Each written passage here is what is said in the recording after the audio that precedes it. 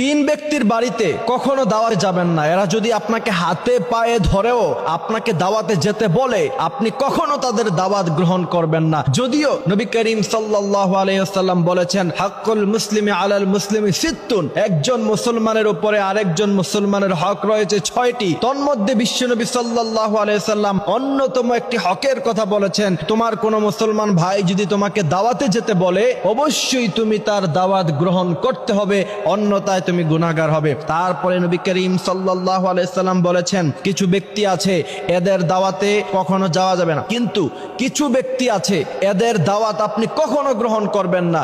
মনে রাখবেন, কিছু কিছু সময় নিজের ব্যক্তিত্ব ধরে রাখা আপনার জন্য অত্যন্ত গুরুত্ব, এবং আপনি যদি মান সম্মান নিয়ে সমাজে বাঁচতে চান, যদি আপনি চান যে আপনার একটা সম্মান থাকুক সমাজের মধ্যে, তাহলে অনেক সময় নিজের ব্যক্তিত্ব ধরে রাখতে হয়। এই তিন ব্যক্তির ঘরে আপনাকে যদি পায়ে ধরেও আপনাকে দাওয়াত দেয়, আপনি কখনো তাদের দাওয়াত গ্রহণ করবেন না। প্রথম নাম্বার হচ্ছে যারা খাবার খাওয়ার পরে খোঁটা দেয়। কিছু মানুষ আছে দেখবেন, দাওয়াত দেওয়ার সময় অনেক অনুনয় বিনয় করে আপনাকে দাওয়াত দিবে, তারপরে যখন আপনি তার ঘরে খাবার খাবেন অথবা তার দাওয়াতে অংশগ্রহণ করবেন, পরবর্তীতে আপনাকে খোঁটা দিবে। কিছু বন্ধু বান্ধব এমন আছে, খাবারের সময় খাওয়ায় কিন্তু পরবর্তীতে অনেক খোঁটা দেয়, যে আমি তো তোর আজীবন খাওয়াই আসছি। এই সমস্ত যারা খোঁটা দেয়, নবী করিম সাল্লাল্লাহু আলাইহি সাল্লাম সবচাইতে বেশি তাদেরকে অপছন্দ করেছেন। সুতরাং খাবার খাওয়ানোর পরে খোঁটা যারা দেয়, তাদের দাওয়াতে কখনো অংশগ্রহণ করবেন না। এরা যদি হাতে পায়ে ধরেও আপনাকে তাদের দাওয়াতে অংশগ্রহণ করতে বলে, তারপরেও যাবেন না। সেখানে আপনার ব্যক্তিত্ব আপনি ধরে রাখবেন।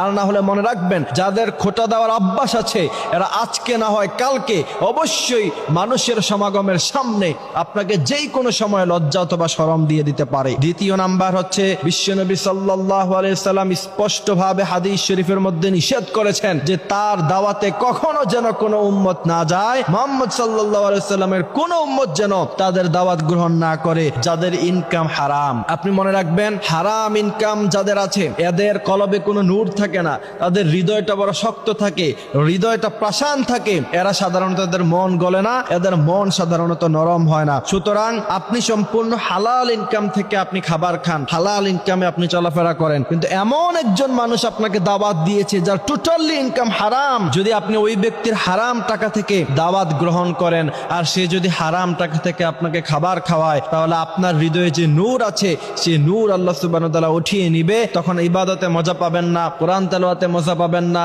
নামাজ রোজায় মজা পাবেন না। সুতরাং এই ব্যক্তির দাওয়াতও গ্রহণ করা যাবে না। তৃতীয় নাম্বার হচ্ছে, এমন ব্যক্তি যারা আপনার সামনে ভালো কিন্তু পিছনে পিছনে গীবত করে, যদি আপনি জানেন, তাহলে এমন ব্যক্তির দাওয়াত কখনো গ্রহণ করবেন না, এমন ব্যক্তির বাড়িতে আপনি কখনো যাবেন না। প্রিয় ভাইয়েরা আমার, আল্লাহ নবী সাল্লাল্লাহু আলাইহি সাল্লাম সব কিছু শিক্ষা দিয়েছেন। কিভাবে পার্লামেন্ট পরিচালনা করতে হবে সেটাও নবী করিম সাল্লাল্লাহু আলাইহি সাল্লাম শিখিয়েছেন। আবার কিভাবে সমাজ পরিবর্তন করতে হবে, ব্যক্তি জীবনে কিভাবে আপনি মানুষের সাথে কেমন আচরণ করবেন, কার দাওয়াতে যাবেন কার দাওয়াতে যাবেন না, বিস্তারিত আলোচনা নবী করিম সাল্লাল্লাহু আলাইহি সাল্লাম করে গিয়েছেন। সুতরাং আমরা যদি নিজের সম্মান নিয়ে সমাজে বাঁচতে চাই, অবশ্যই তিন ব্যক্তির বাড়িতে কখনো দাওয়াতে যাওয়া যাবে না। যদিও তারা আপনাকে অনেক রিকোয়েস্ট করে, তাদেরকে বলবেন যে আমি আপনার বাসায় যেতে পারবো না, আমার নিজস্ব কাজ আছে।